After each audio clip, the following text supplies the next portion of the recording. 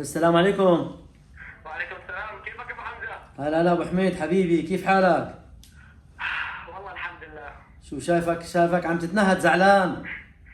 والله في خبر في الجامعه سيء جدا، نزلت العلامات اليوم وللاسف يعني خسرت.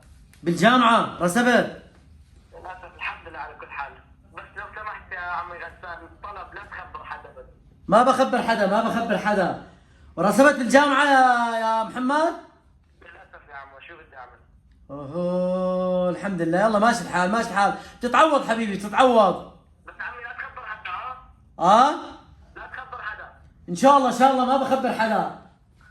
خلاص ما يلا بخ... عمو. يلا حبيبي، يلا الله يبارك فيك حبيبي. خلص معوضة ان شاء الله، السنة الجاي ان شاء الله بتنجح باذن الله. ان شاء الله ان شاء الله عمو. خلص ان شاء الله ما بنخبر حدا باذن الله.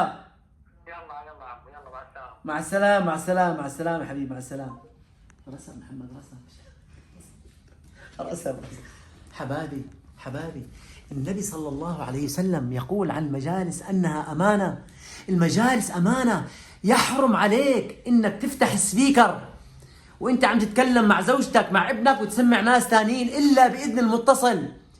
واحد اتصل ممكن تحكي لك سر بينك وبينه شغله، فما بيجوز تفتح السبيكر السماعة وتسمع الناس.